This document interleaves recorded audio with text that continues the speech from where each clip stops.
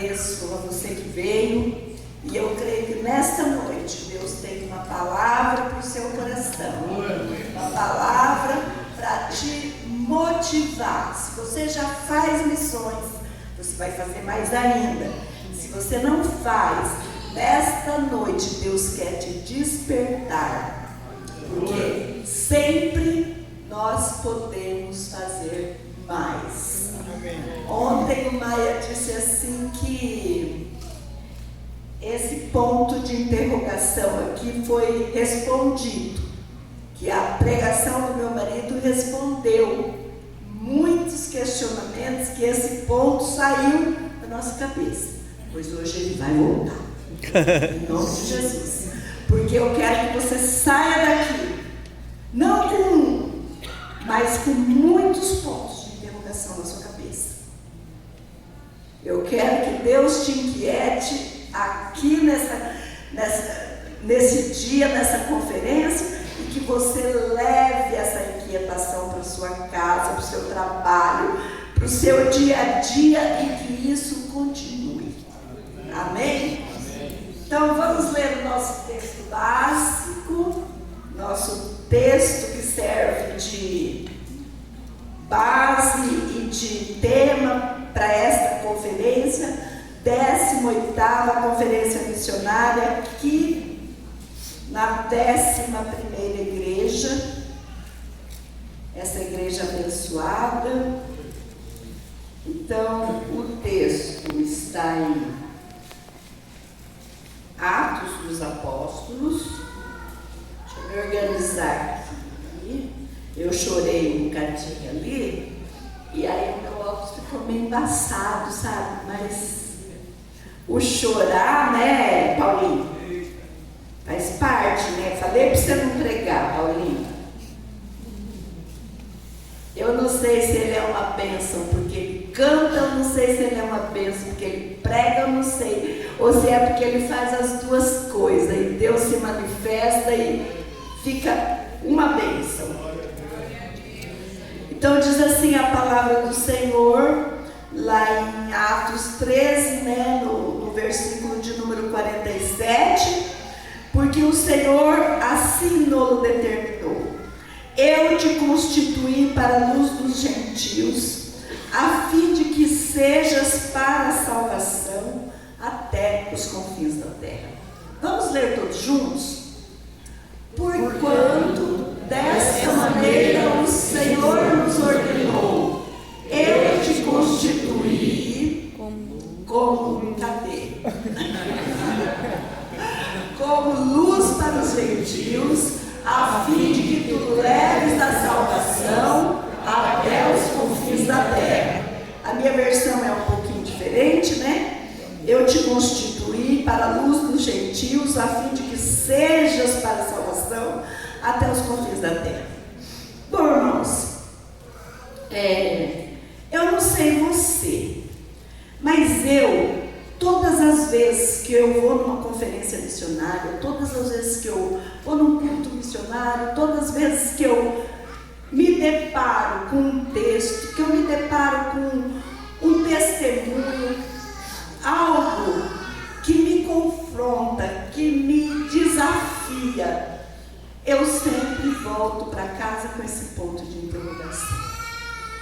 Eu sempre volto para casa me perguntando e perguntando a Deus: o que é que eu posso fazer para deixar de ser esse nada?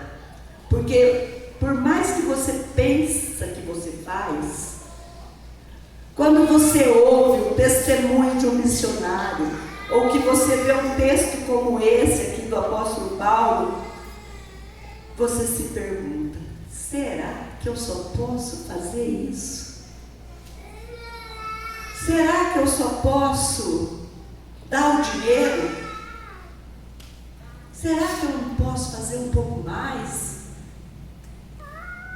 E aí,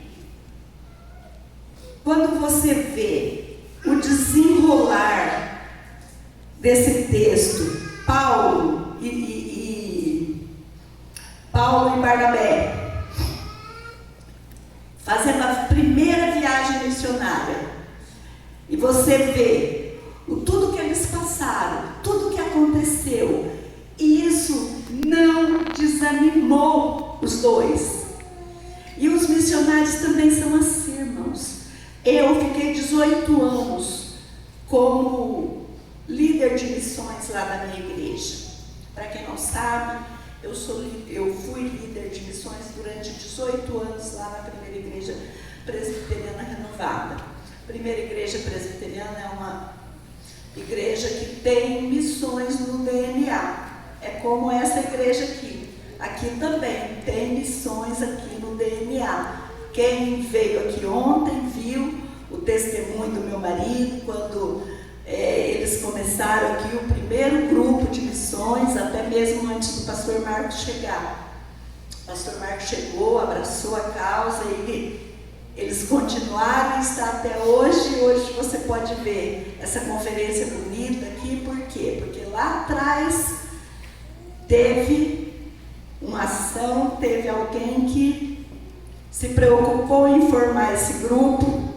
Lá na primeira igreja, a origem nasceu, com a missionária Marilande, e todo mundo que faz missões na sua igreja, quando ele sai da igreja para ir para algum lugar, para um campo missionário, ele é bem sucedido.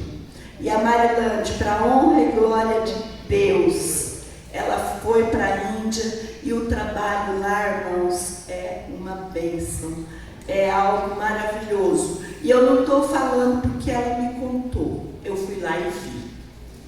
Então, todas as vezes que eu visito um trabalho, que eu vou para um campo missionário e eu vejo tudo que acontece lá, eu me volto perguntando: o que é que eu posso dar a mais? O que é que eu posso fazer a mais? E quando você se depara assim com um texto como esse, tão impactante, uma figura emblemática, uma figura proeminente, como foi o apóstolo Paulo e como foi Barnabé, porque Paulo foi um grande missionário, mas o Barnabé foi quem ajudou a Paulo, foi ele que instruiu Paulo no seu início de ministério, no seu início de conversão, foi ele que apoiou. Meu marido falou aqui ontem que líderes geram líderes. Barnabé, como grande líder, gerou um outro grande líder, que é Paulo. E Paulo não foi por iniciativa própria que ele quis ser missionário. Ele foi missionário na força de Deus. Você conhece a história. Paulo estava empenhado em perseguir a igreja e os cristãos, até que chegou um momento que ele se viu confrontado por Deus. Tem um momento na nossa vida, irmãos, que a gente se vê confrontado por Deus. E Paulo teve esse confronto com Deus, esse confronto com Jesus, no caminho de Damasco, quando ele estava indo perseguir os cristãos. Mas quando a gente tem um encontro verdadeiro com Deus, a gente vira de perseguidor de crente a gerador de crente. Aleluia. Amém? Amém. Então vamos lá, amor. Vamos lá, irmãos. Tanto falar amor do meu marido que estou ficando meio doida. Viu, amor, como é que eu te amo? Então, assim, quando a gente lê um texto desse e a gente olha assim, eu vou contextualizar para você entender melhor. Paulo e Barnabé tinham saído para fazer uma viagem missionária. Era a primeira viagem deles. Mas como é que eles saíram? Eles saíram porque eles estavam preparados. Para começar, eles estavam preparados. Então, esteja preparado, porque a qualquer momento o Espírito Santo de Deus pode olhar para você e fazer o mesmo que ele fez com Barnabé e Paulo. O Espírito Santo olhou dentro da igreja onde eles congregavam, havia muita gente preparada. Havia lá profetas e mestres. Mas o Espírito Santo olhou e falou assim, ó, eu quero aqueles dois ali, ó. Eu quero os melhores. Porque para a obra de Deus é sempre o melhor. Amém? E aí, irmãos, a igreja orou, abençoou, confirmou o chamado, porque o chamado missionário é sempre confirmado pela igreja. Marilande está aqui. Quando ela sentiu o chamado de Deus, quem confirmou o seu chamado para você, Marilande? Foi o pastor Jair. Na verdade, ela foi uma agência missionária que reprovou o chamado dela. Mas Deus já tinha confirmado no coração do pastor. E olha, se a Marilande não tivesse ido, tudo aquilo que eu vi lá na Índia não teria acontecido. E são coisas grandes, irmãos. Porque o Evangelho, quando chega, ele não chega só para você. Ele chega trazendo transformação de vida para você e para a sociedade onde você vive.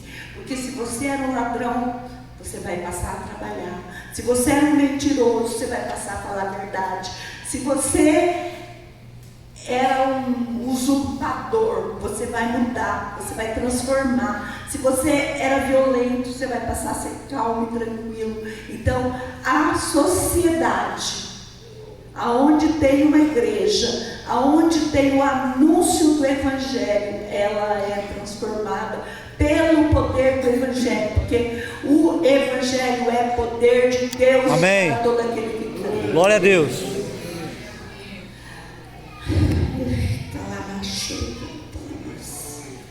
Aleluia.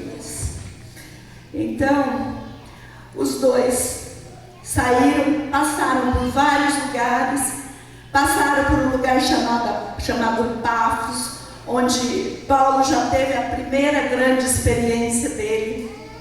Ali encontrou um sujeito chamado Elimas, que era um mágico. Paulo teve um confronto com esse homem. Ali o cônsul daquele lugar, chamado Sérgio Paulo, se converteu. E eles foram caminhando, né? Assim como o Espírito Santo ia dirigindo, até que eles chegaram no lugar. Eles tinham sido enviados pela igreja de Antioquia, mas eles chegaram num outro lugar também chamado Antioquia, só que era outra cidade, porque na Turquia tinha duas Antioquias. Tinha uma Antioquia chamada Antioquia da Síria, que era onde estava a igreja que Paulo e Barnabé frequentavam, e essa outra Antioquia, onde se passa esse contexto aí, onde Paulo cita esse versículo. Porque daí ele foi convidado para falar para os irmãos lá na sinagoga. E ele começou então contando o contexto em que Deus enviou Jesus. Então ele contou lá para os irmãos, olha, Deus tinha um plano, porque Deus tinha plano de salvação para Israel, e Deus enviou Jesus, e ele foi contando a história, e Jesus foi morto na cruz, porque aqueles para os quais ele foi enviado não o aceitou. Enfim, chega nesse texto. Estamos aqui agora diante do texto em que Paulo diz que Deus o constituiu luz para os gentios. E aí você fala assim, mas Paulo foi um grande apóstolo, Paulo foi um homem que fez tantas coisas, que enfrentou tantos desafios, e eu? Será que eu posso, pelo menos, ousar me equiparar a ele?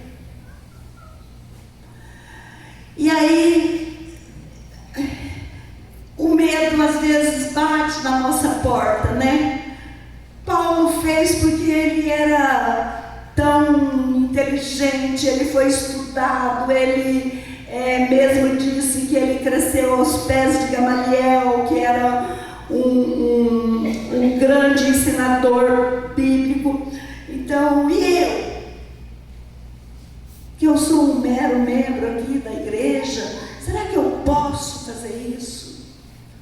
Eu vou te dizer uma coisa: se você já tem essa inquietação no seu coração, eu vou subir um pouquinho a régua e a coisa vai piorar.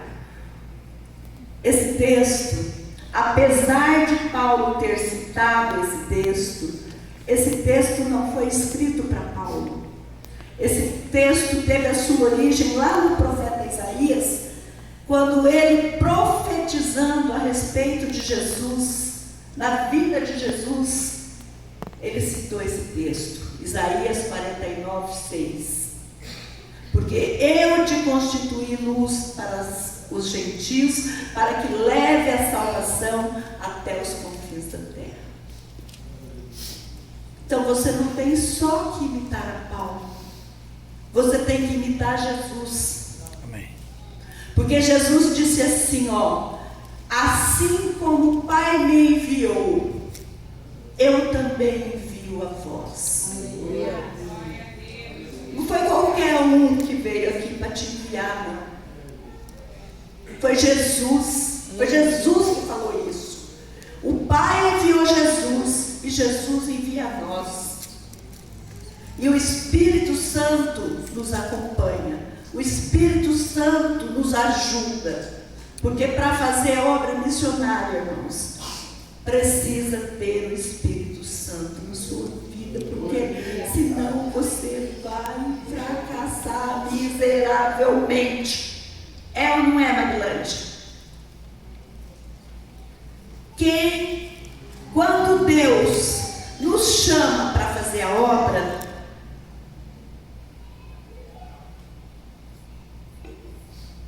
Ele envia os recursos necessários. Ontem aqui foi falado dos testemunhos, o pastor lá que a igreja ajuda lá na África, lá no Moçambique. Os recursos Deus levanta. Mas o principal recurso que você precisa vem de Deus. Amém. Vem do Senhor, que é a unção do Espírito Santo, a companhia do Espírito Santo, que vai te ajudar aí onde você tem medo de ir, vai te ajudar a convencer a pessoa que não quer ser convencida, vai te ajudar na argumentação, vai te ajudar a colocar as palavras certas no momento certo, na hora certa, para a pessoa certa. Aleluia. Você, sem o Espírito Santo, é nada, mas com Ele você é tudo. Aleluia. Então, queridos, primeira coisa, o principal recurso que você deve pedir para Deus na sua vida, para você poder ser um missionário aqui na sua Jerusalém, é a unção do Espírito Santo. Aleluia. E quando você orar pelos missionários, como intercessor deles, peça para eles serem cheios do Espírito Santo, para eles serem capacitados pelo Espírito Santo de Deus, para eles poderem ter a eficácia que a missão exige, a eficiência e o poder de Deus manifestado na vida deles e na vida das pessoas por onde eles passaram. Eu fui lá na Índia, eu tive uma experiência muito profunda lá. O que acontece lá na Índia? As pessoas são muito envolvidas com os deuses hindus, né? Deuses que não são deuses, mas que existe um império de deuses lá na Índia. E as pessoas, principalmente as mulheres, elas são muito consagradas a esses deuses. E aí elas se convertem, vêm para a igreja, mas elas não são libertas. E eu vi muitas pessoas, muitas mulheres caindo endemoniadas lá. Nós fizemos um trabalho lá com as mulheres, né, Marilante? Algumas mulheres ficaram endemoniadas e você tem que ter a autoridade de Deus para você expulsar os demônios, porque a vida inteira delas foi na convivência. Como meu marido contou ontem aqui o testemunho do homem que tinha uma perna manca, porque viveu a vida inteira envolvido com obras de macumbaria dentro de casa. E lá na Índia elas convivem a vida inteira com deuses que não são deuses, deuses que são demônios, na verdade, né? Travestidos de Deus. Então, Deus envia os recursos, mas nós temos que clamar por esses recursos. Bom, mas então vamos lá. Eu te constituí luz dos gentios, a fim de que sejas para a salvação até os confins da terra.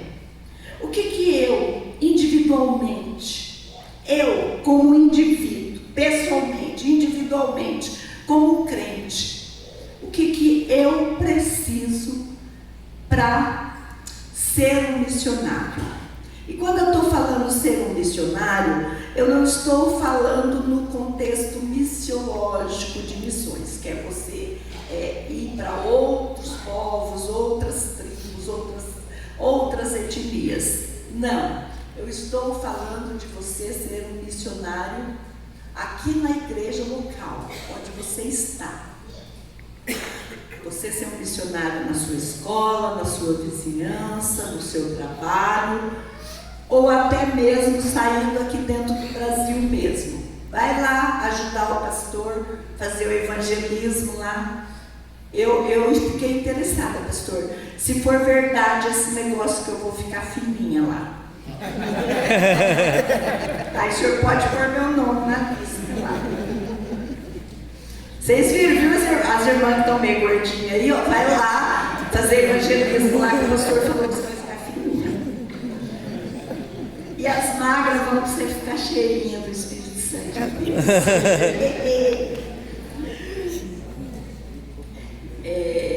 Então, você pode ser um missionário dessa forma. Mas o que é que eu individualmente preciso?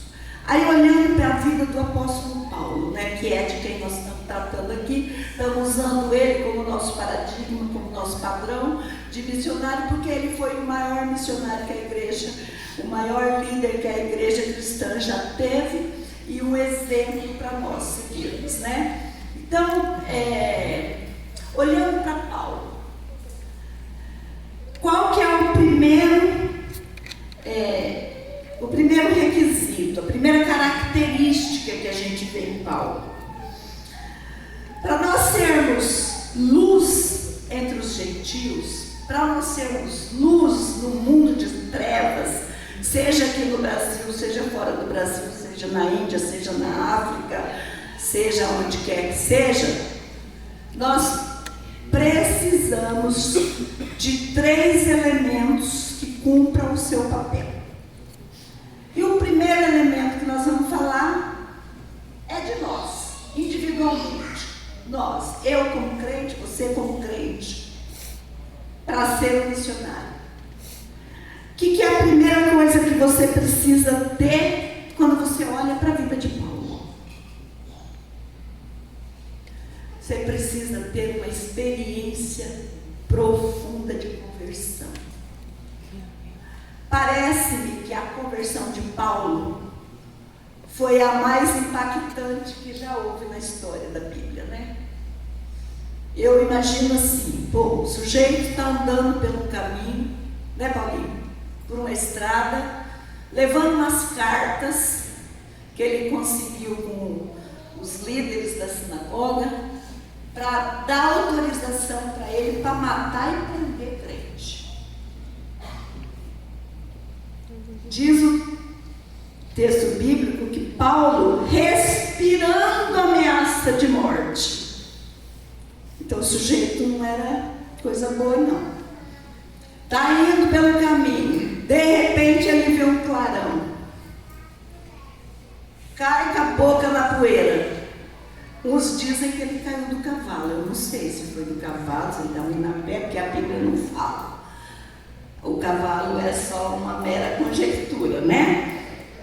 E aí Paulo vê aquele clarão e ele fica apavorado, e todo mundo que estava com ele ficou apavorado também. Foi como aquela visão de Daniel, né? E aí Paulo fala: quem és tu, Senhor? Paulo: eu sou Jesus. Sabe aquele Paulo que você persegue? Sou eu. Para mim, eu acho que não tem uma forma mais impactante de você ter uma conversão. Você precisa ter um encontro verdadeiro com Jesus. A conversão não pode ser só de palavras. Ela tem que impactar a sua vida. Eu, quando me converti, eu tive um impacto na minha vida. Eu tive um impacto na minha vida de mudança, de coisas que eu nunca imaginei sentir. Eu fiquei anos dentro da Igreja Católica, não vou falar mal da Igreja Católica, mas nunca tinha tido esse impacto que eu tive quando eu tive a minha primeira experiência com Jesus. Então você precisa, se você não teve, se você só veio aqui, malemar, levantou a mão, peça que o Espírito Santo te dá uma experiência profunda de conversão. Esse é o primeiro ponto. Precisamos de um impacto na nossa vida, de experiência de conversão. E aí, num segundo ponto, você teve um impacto na sua conversão, você teve um encontro verdadeiro com Jesus, como Paulo teve. Você precisa de vida transformada. Amém. Aleluia. Me parece que a Bíblia relata a mudança de vida que houve em Paulo, de matador de crente a ganhador de alma, daquele que pedia cartas para matar, passou a escrever cartas para a vida. As cartas que Paulo escreveu, elas nos servem de alimento até hoje. Aleluia. Eu me alimento todos os dias das cartas que Paulo escreveu. E eu duvido que tenha um crente aqui que leia, que tenha amor pela palavra de Deus, que nunca tenha sido impactada pelas cartas escritas por ele. As pessoas têm que ver mudança na sua vida, transformação. Você se converteu? Muda. Deixa a luz de Deus brilhar na sua vida. Amém. Aleluia. Deixa essa luz aí, que Deus constituiu na sua vida, para que as pessoas possam ver, para que o seu bairro possa ver, para que a sua vizinhança possa ver, para as pessoas verem que você mudou. Tem gente que se converte, que vai para a igreja, mas não muda. Continua mentindo, continua trapaceando, continua achando que engana a Deus. Nós precisamos de mudança. Aleluia. A mudança na nossa vida é a luz que Deus quer que a gente mostre para os gentios. Glória a Deus. As pessoas olham para nós e falam assim: o que aconteceu com ela? O que aconteceu com ele? Eu tive uma experiência um dia. Eu estava num restaurante e eu encontrei um ex-patrão meu lá. O cara levantou da mesa que ele estava sentado, veio lá na mesa que eu estava e falou assim: eu vim aqui para te cumprimentar, porque eu vi que você se converteu e você mudou. Ele pegou a faca que estava em cima da minha mesa. Ele girou a faca assim, ó. A sua vida era assim. Agora ela fez assim. Ele fez esse giro aqui com a faca. E conversão é isso. É mudança de sentido. Você que andava indo para a esquerda, começa a ir para a direita. Aleluia. Porque é só a direita que vai entrar no céu, tá? Jesus vai chegar e vai falar, ó, vinde benditos do meu Pai. Então você precisa de uma vida transformada. Eu lembro do testemunho do pastor. Quem que conhece o pastor Edson Teixeira? Pouca gente conhece, né? Você chamar ele para vir aqui, viu, Maia? É uma bênção. As pregações do pastor Edson Teixeira mexem demais com a gente. E o pastor Edson, ele era drogadito. Ele vivia sendo preso, ia para as casas de recuperação, saía de lá, era preso de novo. E daí ele se converteu. Se converteu na casa de recuperação. Deus colocou o desejo no coração dele de fazer obra missionária. E ele, já naquele intuito de ser pastor, de ser missionário, ele treinava lá na casa de recuperação, pregava para as árvores. E diz que as árvores todas eram abençoadas, né? Falou que foi o rebanho mais fiel que ele teve. E o pastor Edson conta assim, né? Que quando a vizinhança dele via ele chegando, sem ser de cangurão, a vizinhança toda estranhava. O que aconteceu com esse cara? Só vivia com o cangurão na porta, agora sai com a Bíblia embaixo do braço. Aleluia. Né? Então, a nossa experiência de conversão tem que ter essa transformação para as pessoas poderem ver, né, que a gente mudou. Terceira coisa, ter uma vida comprometida com o Evangelho.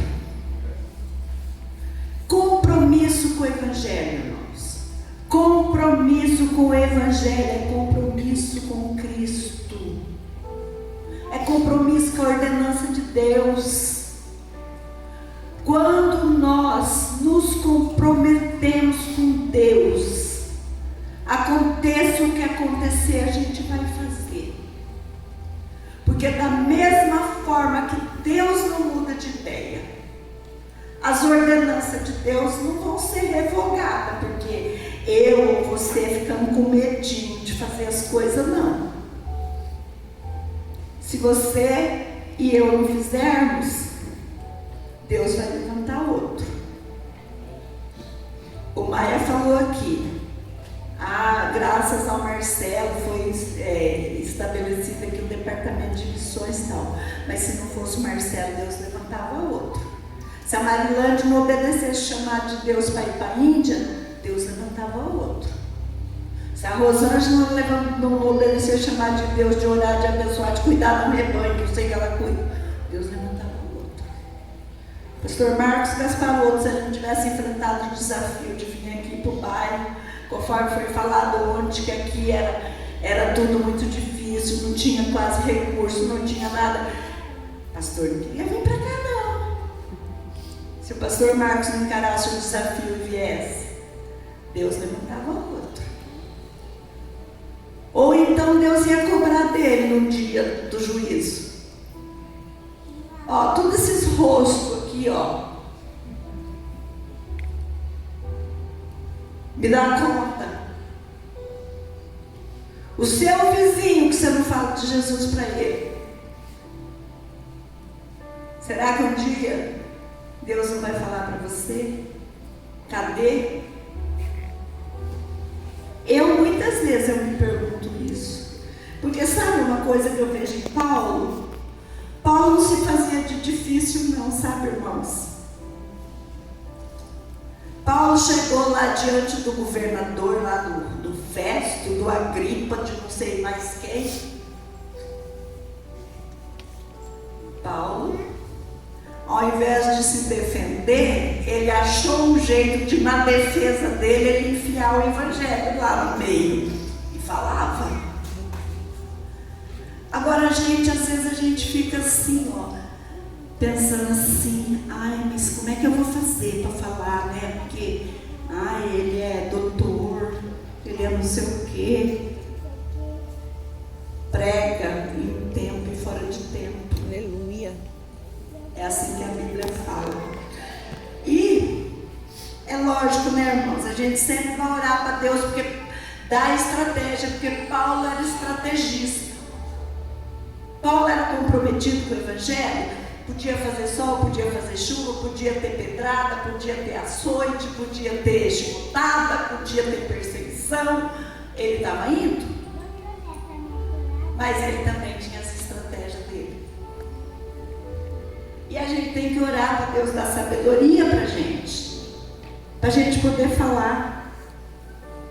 Será que se fosse eu ou você lá em Atema, e a gente chegasse lá e olhasse e visse aquele monte de altar, aquele monte de deuses, aquela idolatria toda, e a gente olhasse lá e visse um altar lá escrito assim, ao Deus desconhecido, será que a gente ia ter a sabedoria que Paulo teve de usar aquele Deus desconhecido para dizer assim, ó, aquele Deus que vocês já adoram sem saber, é o Deus verdadeiro que enviou seu Filho Jesus para morrer na cruz por causa dos meus pecados, seus pecados.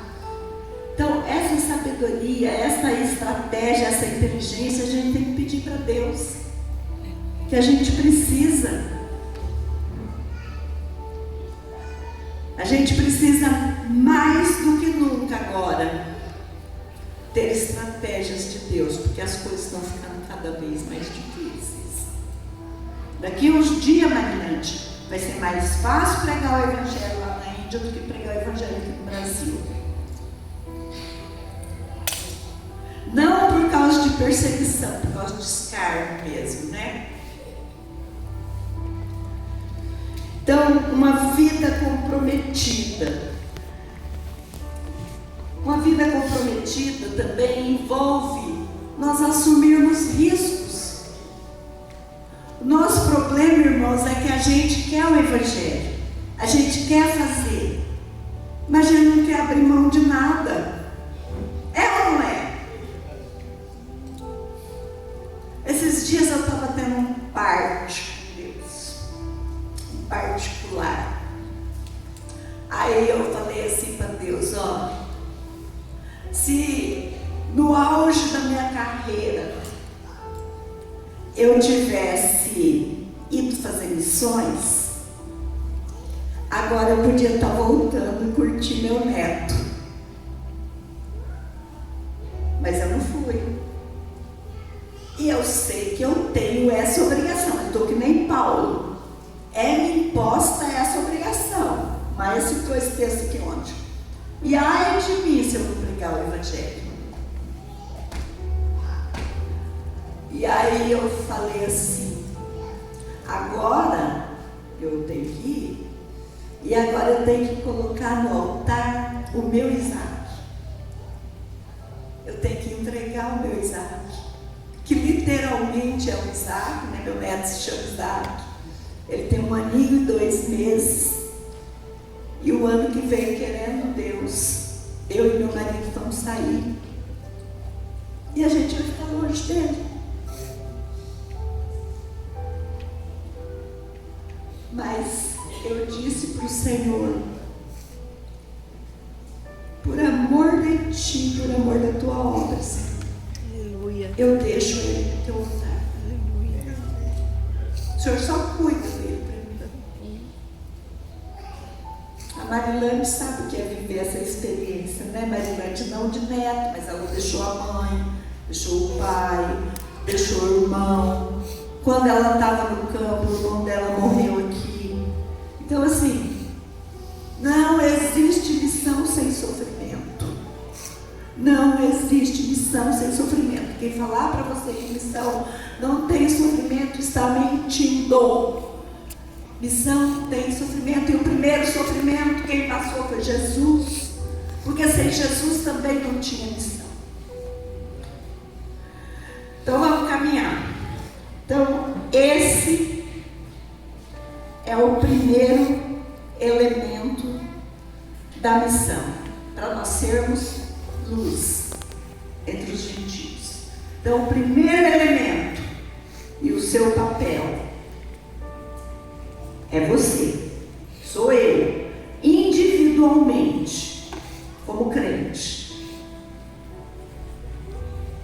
Vamos repetir aqui. Para isso, o que eu preciso? Experiência de conversão, transformação de vida, compromisso com o Evangelho, abrir mão, correr risco. Segundo elemento e seu papel, para que nós sejamos luz entre os gentios e levar o Evangelho da salvação até os confins da terra. O segundo elemento é a igreja. Até agora eu estava falando de nós individualmente. Agora eu vou falar da igreja. Não existe missão sem igreja. Não existe salvação sem igreja. Não se engane, você que pensa que pode ficar por aí, desigrejado. Porque Jesus vai voltar aqui para buscar quem? A igreja. A igreja. Quem é a noiva de Cristo? Somos nós. É a igreja. Assim como a igreja tem o privilégio de ser a noiva de Cristo, de estar esperando por Ele, ela tem responsabilidades na pregação do Evangelho para se completar o número dos salvos. A igreja muitas vezes tem reduzido, tem diminuído, tem sido reducionista. O que é ser reducionista?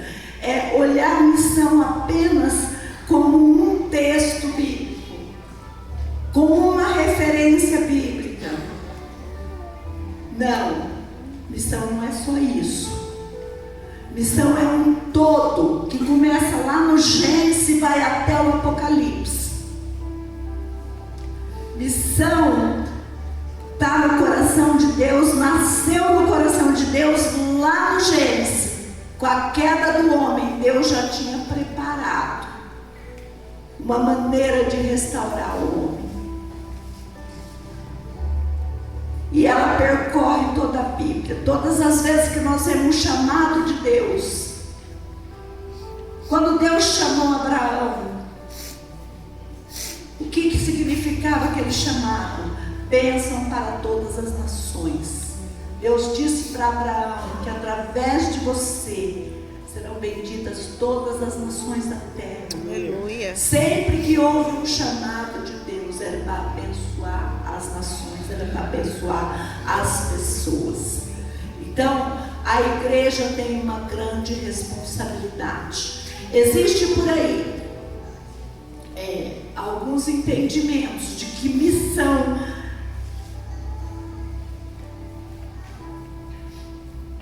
é a tarefa número 1, primordial da igreja.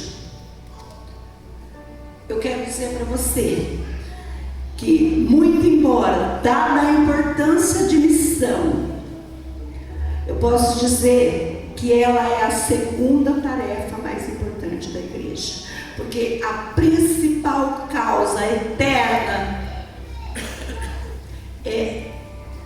do chamado de Deus para a igreja é refletir a glória dele. A tarefa principal da igreja é refletir a glória de Deus. Aleluia. Agora, para refletir a glória de Deus, é preciso que missão seja a prioridade da igreja. Porque como é que a gente reflete a glória de Deus?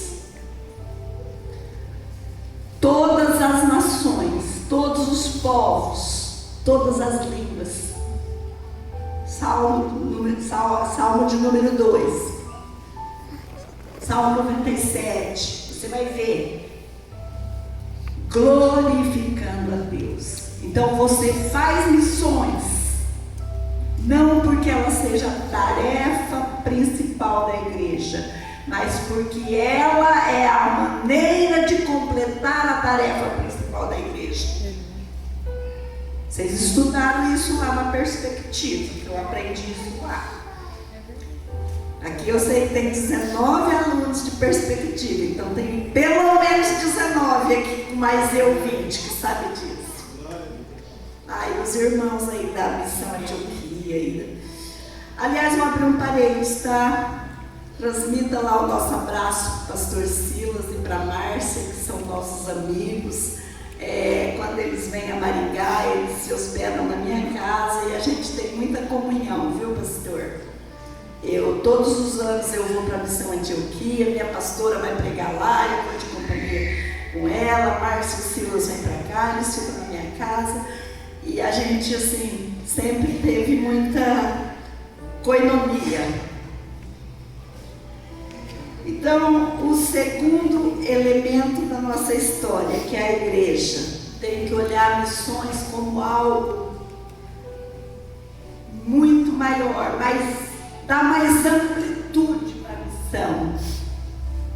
Quando nós citamos, agora eu queria pedir para o pessoal da mídia colocar aí para nós o texto de Mateus 28, 18 ao 20, que a gente vai precisar dele aqui agora. Então Jesus, aproximando deles, lhes assegurou: toda a autoridade lhe foi dada no céu e na terra. Missão exige autoridade, e essa autoridade Jesus já tinha, foi dada a ele no céu e na terra, e ele deu para mim e para você, para a gente fazer a obra dele. Olha que legal. Aleluia. Glória a Deus. A gente não vai só. E aí, esse texto é um dos principais que a gente chama de a grande comissão. E quando Jesus nos comissionou, então ele disse: vocês vão com autoridade. Próximo. Portanto, ide e fazei com que todos os povos da terra se tornem discípulos. Jesus mandou a gente ir, pregar o Evangelho, fazer com que os povos da terra se tornem discípulos. O que é ser um discípulo? Ser um discípulo é se comprometer em fazer tudo o que o mestre faz. Então, se eu sou discípulo de Jesus, o meu compromisso é fazer tudo que Jesus me mandou fazer. A palavra no hebraico para discípulo é talmidim, e a palavra significa assim, aquele que come a poeira dos pés do mestre. Porque é uma pessoa que anda tão de perto do mestre, que conforme o mestre pisa, a pessoa está tão próxima que ela recebe a poeira do pé na face. Isso é ser um discípulo.